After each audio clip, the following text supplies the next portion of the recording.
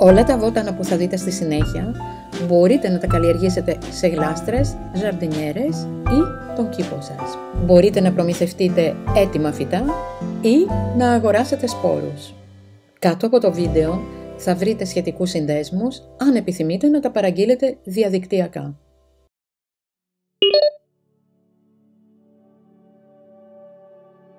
Όνομα φυτού Ocimum basilicum. Ελληνική ονομασία όκιμο το βασιλικό. Λαϊκή ονομασία βασιλικός. Ο βασιλικός είναι πολυετής πόα ύψους 10 έως 50 εκατοστά. Έχει λογχοειδή, ελλειπτικά, πράσινα φύλλα και λευκά ή ροζ άνθη. Η ανθοφορία γίνεται από τον Ιούλιο έως τον Αύγουστο και η συγκομιδή από τον Μάιο έως τον Σεπτέμβριο. Μεγαλώνει εύκολα σε γλαστράκια ή παρτέρια. Θέλει καλό φωτισμό και καλό είναι να διατηρείτε υγρό το χώμα της γλάστρας, αλλά μην το παρακάνετε. Ψεκάστε τα φυλλαράκια με νερό και θα μοσχομυρίσει ο χώρος γύρω από το φυτό. Αν έχετε λαχανόκηπο, φυτέψτε τον ανάμεσα στα λαχανικά, γιατί η μυρωδιά του αποθεί μαμούνια και επιβλαβή για τα λαχανικά ζουζουνιά. Τον παλιό καλό καιρό υπήρχε βασιλικό στους περισσότερους κήπους και τα περβάζια. Είναι ένα φυτό που το αγαπάμε πολύ στην Ελλάδα. Το αγαπάμε τόσο για την υπέροχη μυρωδιά του, όσο και για τις υπέροχες γεύσεις που δίνει στα φαγητά μας. Αυτό το βότανο όμως έχει και άλλες ιδιότητες, αρκετές από τις οποίες επηρεάζουν με τον ένα ή τον άλλο τρόπο την υγεία μας. Αναφορές για τις ιδιότητες του φυτού γίνονται από τους Αριστοτέλη, Θεόφραστο, Διοσκουρίδη, Γαλινό, Πλίνιο και Αέτιο. Όλο το φυτό χρησιμοποιείται ως σπασμολυτικό του πεπτικού συστήματος, τονωτικό του στομάχου, γαλακταγωγό, διουρητικό και μαλακτικό. Από τα φύλλα του φυτού μπορείτε να φτιάξετε τσάι που συνήθως χορηγείται για την αντιμετώπιση του πονοκεφάλου, της ιστερίας, του άγχους και της έντασης. Μπορεί όμως να δράσει και ως παυσίπονο στους αρθριτικούς και ρευματικούς πόνους. Στη λαϊκή ιατρική λαμβάνεται από το στόμα για τη θεραπεία του πυρετού, της γαστρεντερίτιδας, της δυσκυλιότητας, της ναυτίας, της δυσπεψίας και του πονόλεμου. Επίσης, το τσάι βασιλικού χορηγείται ως παυσίπονο, ηρεμιστικό και ευστόμαχο. Εφαρμόζεται εξωτερικά στο δέρμα ως παυσίπονο υπό τη μορφή καταπλάσματος των οπών φύλλων.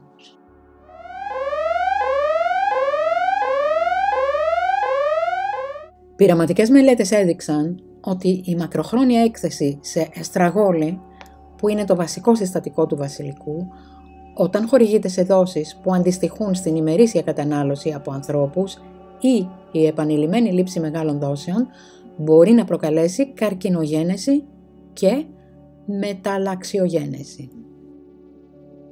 Για το τσάι θα βάλετε 1 κουταλιά σούπας ξερά φύλλα σε 1 φλιτζάνι νερό. Θα το βράσετε όπως κάθε άλλο τσάι. Πίνετε 2 με 3 φλιτζάνια την ημέρα.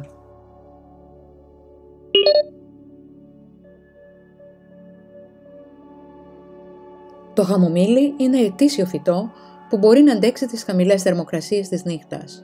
Όμως, είναι φυτό που προτιμά την πλήρη έκθεση στον ήλιο. Σε διαφορετικές συνθήκες μπορεί να επιβιώσει, απλά θα παράγει λιγότερα λουλούδια. Το χαμομήλι είναι βότανο αγαπημένο στην Ελλάδα και με το που ξεκινάει η άνοιξη το βλέπουμε παντού. Είναι αυτοφυές, αλλά όποιος επιθυμεί μπορεί να το καλλιεργήσει από σπόρους. Μπορείτε να σπείρετε τους σπόρους στην αρχή της άνοιξης, αλλά η καταλληλότερη περίοδος είναι το φθινόπωρο. Κατά τη διάρκεια των πρώτων εβδομάδων στο χώμα, τα νεαρά φυτά χρειάζονται πολύ νερό για να εδραιωθούν. Όμως, μετά από αυτή την περίοδο μπορούν να στηριχθούν αποκλειστικά σε βροχοπτώσεις, εφόσον βέβαια δεν υπάρχει κάποια περίοδος παρατεταμένης ξηρασίας κατά την άνοιξη. Αυτό το φυτό, για να παράγει λουλούδια, δεν χρειάζεται λίπασμα και μπορεί μια χαρά να αναπτυχθεί και σε πολύ φτωχά εδάφη. Τα άνθη μπορείτε να τα κόψετε από τα τέλη της άνοιξης έως το καλοκαίρι, λίγο πριν, κατά τη διάρκεια ή μετά την πλήρη άνθηση. Όλα τα λουλούδια δεν είναι έτοιμα να μαζευτούν την ίδια στιγμή.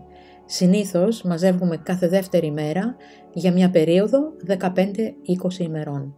Με τα άνθη του χαμομηλιού μπορείτε να φτιάξετε αφέψιμα και αλυφές για να ανακουφίσετε τη δυσπεψία και τους κολικούς. Επίσης το άγχος και την ένταση, καθώς και τις φλεγμονές και τους ερεθισμούς του δέρματος. Τα μάτια που τσούζουν ή έχουν βγάλει κεθαράκι τα πλένετε με χαμομήλι. Για το χαμομήλι υπάρχει στο κανάλι λεπτομερές βίντεο με όλες τις πληροφορίες που θέλετε να μάθετε. Ο σχετικός σύνδεσμος υπάρχει κάτω από τούτο το βίντεο.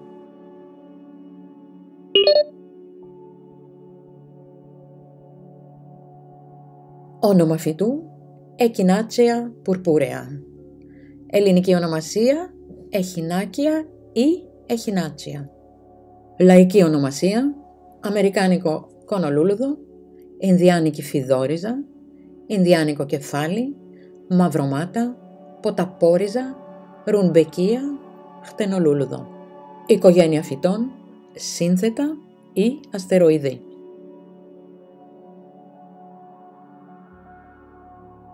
Η εχινάκια είναι πόα πολυετής που μπορεί να φτάσει 1,8 μέτρα ύψος.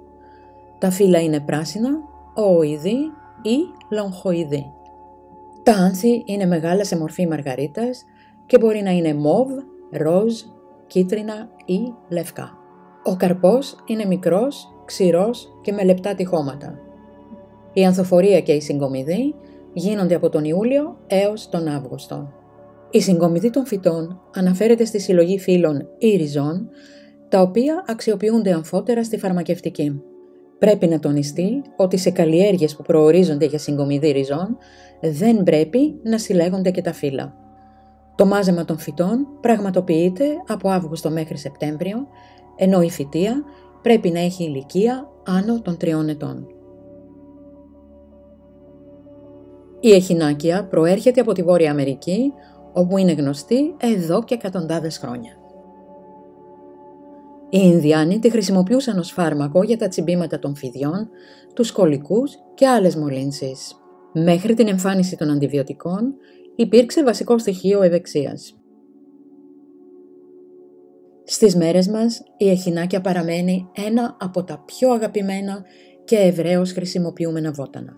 Είναι το βασικό συστατικό σε πολλά φυσικά ιατρικά για το κρυολόγημα, τα σιρόπια για το βήχα, τις καραμέλες για το λαιμό.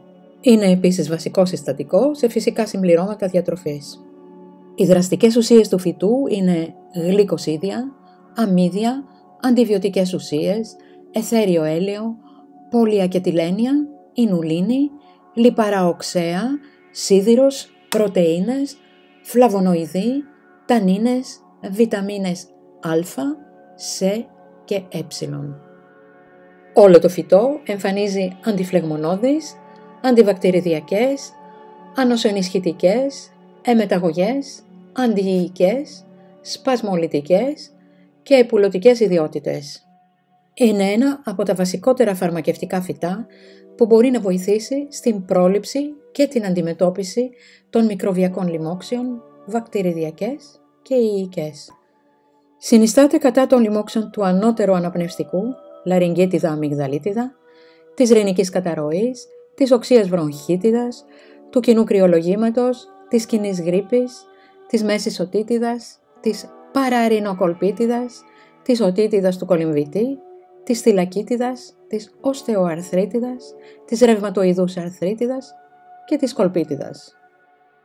Εφαρμόζεται εξωτερικά στο δέρμα για την αντιμετώπιση διαφόρων δερματικών προβλημάτων όπως ακμή, δοθιίνες, εγκάβματα, δερματίτιδες και τσιμπήματα εντόμων.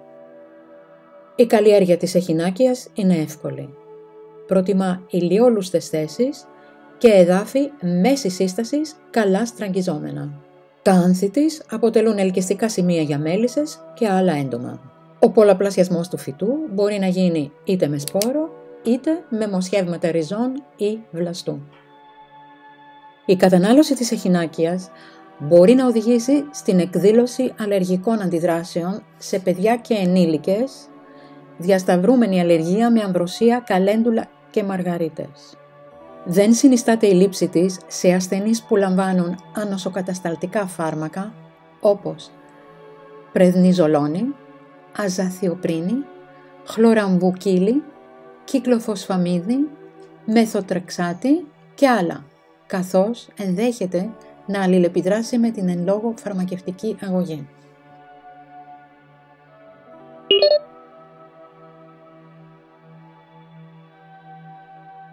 Όνομα φυτού Tanacetum parthenium. Ελληνική ονομασία Τανάτσετο το κοινό. Λαϊκή ονομασία Καριοφύλλη, Βαλσαμόχορτο, Χρυσάνθεμο, Αθανασία. Οικογένεια Σύνθετα ή αστεροειδή. Το τανάτσετο το κοινό είναι πόα πολυετής ύψους έως 1 μέτρο. Έχει αντίθετα, πλατιά, μικρά, οδοντοτά φύλλα και μικρά άνθη με λευκά πέταλα. Η ανθοφορία και συγκομιδή γίνονται κατά τη διάρκεια της άνοιξης και του καλοκαιριού. Όλο το φυτό χρησιμοποιείται ως αντιφλεγμονώδες, αναλγητικό, αντιπυρετικό, αντισηπτικό και αντιπαρασιτικό. Χορηγείται από το στόμα για την αντιμετώπιση της ημικρανίας, των εμβόων, της άλης, της αρθρίτιδας, των διαταραχών του έμμηνου κύκλου και του πυρετού. Το φυτό δρά κατά της υπέρτασης, καθώς προκαλεί χάλαση των αιμοφόρων αγκίων και κατά της υδροπικίας. Επίσης, χρησιμοποιείται κατά διαφόρων παθήσεων, των νεφρών και του ύπατος. Οι δραστικές ουσίες του φυτού είναι αιθέριο έλαιο που περιέχει 70% θουξόνη, γλυκοσίδια, σεσκιτερπένια, τερπενοειδή, τανίνες, ρητίνες, βιταμίνη C, κιτρικό οξύ, γαλλικό οξύ, οξαλικό οξύ. Χορηγείται ως αντιφλεγμονώδες, αντισηπτικό και αναλγητικό υπό τη μορφή φαρμακευτικών καψουλών. Συνιστάται και το μάσιμα των οπών 2,5 mg και αποξηραμένων 50 mg φύλλων του φυτού. Εφαρμόζεται εξωτερικά στο δέρμα υπό τη μορφή εκχύματος 5 γραμμάρια ξηρού βοτάνου σε 1 λίτρο βραστό νερό για 5 με 15 λεπτά, με το οποίο κάνουμε κομπρέσες σε περιπτώσεις ψωρίασης, ημικρανίας και ρευματικών πόνων.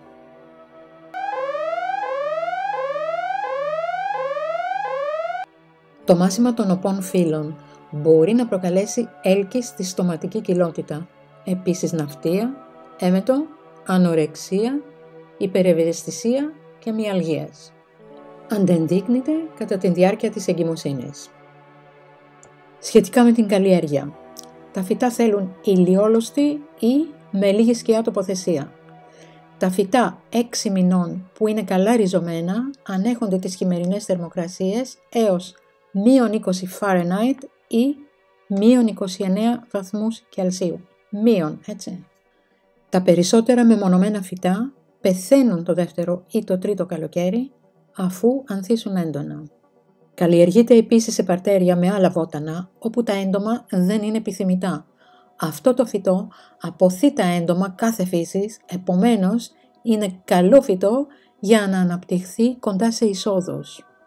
Ο πολλαπλασιασμός γίνεται με σπόρους που μπορείτε να αγοράσετε ή να συλλέξετε από τα αποξηραμένα άνθη του φυτού. Το συχνό κόψιμο των ανθέων βοηθά το φυτό να παραμείνει ανθισμένο περισσότερο. Για τη συγκομιδή για φαρμακευτική χρήση, συλλέξτε όταν τα φυτά είναι σε πλήρη άνθηση, αλλά έχουν ακόμα άφθονο πράσινο. Τα φαρμακευτικά σκευάσματα παρασκευάζονται από μείγμα αποξηραμένων λουλουδιών και φύλλων.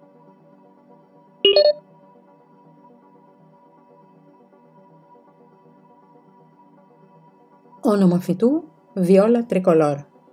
Ελληνική ονομασία Άγριος πανσές. Ο άγριος πανσές είναι μικρό, έρπον, ποώδες φυτό με τρίχρωμα άνθη. Είναι πολύ χρήσιμο βότανο για δερματοπάθειες όπως πανάδες, ακμή, για την ρευματοειδή αρθρίτιδα και για παθήσεις όπως άσθμα και βροχίτιδα. Χρησιμοποιείται επίσης για τη θεραπεία τραυμάτων και κνισμού και για την ανακούφιση από το εξάνθημα της πάνας. Μεγάλες δόσεις μπορεί να προκαλέσουν ερεθισμούς του δέρματος, ναυτία και έμετο, γι' αυτό πάντα ξεκινάτε με μια μικρή ποσότητα λοσιόν σε ένα μόνο μέρος της πληγής σας περιοχής. Είναι χρήσιμο όλο το φυτό. Αν και αυτοφυές, μπορείτε να αγοράσετε σπόρους, και να το καλλιεργήσετε στον κήπο ή σε γλάστρες και ζαρντινιέρες.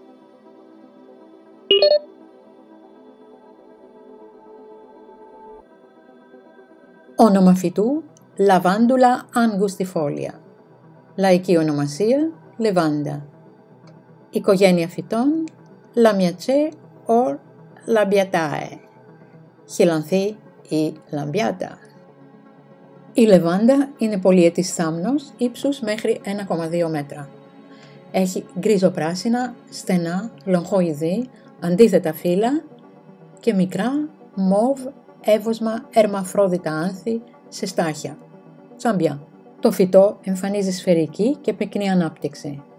Η ανθοφορία και συγκομιδή γίνονται από τον Μάιο έως τον Σεπτέμβριο και η καρποφορία από τον Αύγουστο έως τον Οκτώβριο. Μέρη του φυτού με δραστικές ουσίες είναι τα φύλλα και τα άνθη. Όσο για τις δραστικές ουσίες, αυτές είναι αιθέριο έλαιο, το οποίο περιέχει οξικό λιναλήλιο, οξικό λιναλιλεστέρα, τερπινεόλη, κινεόλη, καμφορά, βορνεόλη, πινένιο, λιμονένιο. Επίσης, τανίνες, κουμαρίνες, κουμαρίνη ουμπελιφερόνη, πιο συγκεκριμένα, φλαβονοειδή, τριτερπενοειδή, ροσμαρινικό οξύ. Όσον αφορά τις φαρμακολογικές δράσεις και εφαρμογές, το φυτό εμφανίζει αντισηπτικές, σπασμολυτικές, ορεξιογόνες, χολαγωγές, διουρητικές, κατευναστικές, καταπραϊντικές, τονωτικές και αγχολητικές ιδιότητες. Το αφέψιμα του φυτού συνιστάται για την αντιμετώπιση της δυσπεψίας, των βήχα, του άσθματος, του κοκκίτη, της γρίπης και της λαρυγγίτιδας. Η λεβάντα δρά ως σπασμολυτικό και χρησιμοποιείται για να καταπραίνει το νευρικής αιτιολογίας άλγος του στομάχου. Επίσης θεωρείται ιδανικό κατά της αϊπνίας και του στρες. Βοηθά τους ασθενείς με ημικρανίες και πονοκεφάλους. Στη λαϊκή ιατρική συνιστάται ακόμα και για τη ρύθμιση της αρτηριακής πίεσης. Εφαρμόζεται εξωτερικά στο δέρμα για τη θεραπεία της ακμής, των εγκαυμάτων και των πληγών.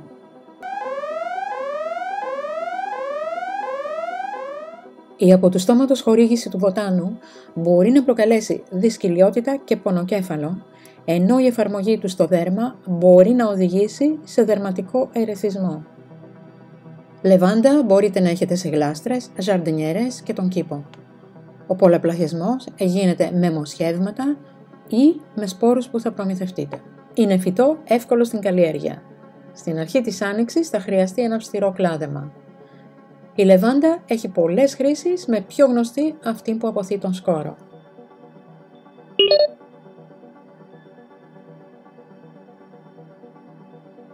Όνομα φυτού Μελίσσα officinalis. Ελληνική ονομασία Μέλισσα η φαρμακευτική. Λαϊκή ονομασία μελισσόχορτο, μελισσοβότανο, κιτροβάλσαμο. Οικογένεια φυτών Lamiaceae, χυλανθή.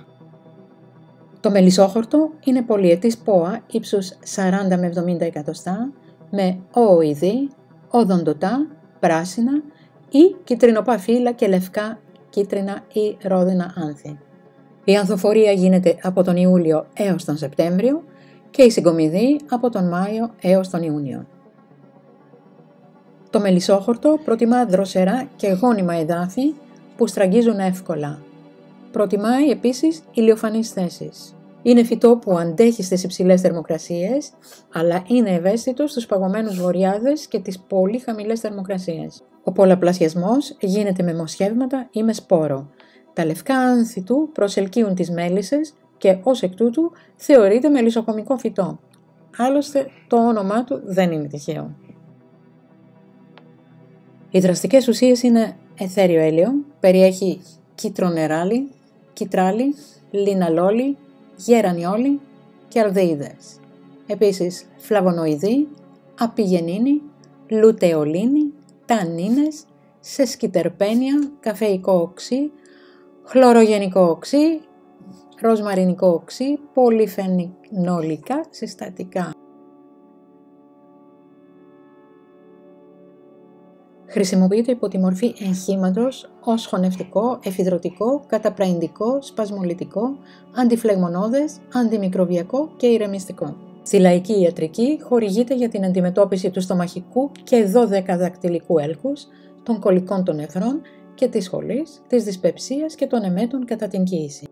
Επίσης, η εσωτερική λήψη του αφεψίματος, του τσαγιού δηλαδή, των φύλων του φυτού, δρά ευεργετικά στην κατάθλιψη και το άγχος. Εξωτερικά εφαρμόζεται για τη θεραπεία των πονοκεφάλων, της οδονταλγίας, των ειδημάτων και των πληγών του δέρματος. Πρόσφατες μελέτες υποστηρίζουν ότι το εκχύλισμα του φυτού ενισχύει τη μνήμη και μπορεί να είναι αποτελεσματικό κατά της αμνησίας και της νόσου Alzheimer's.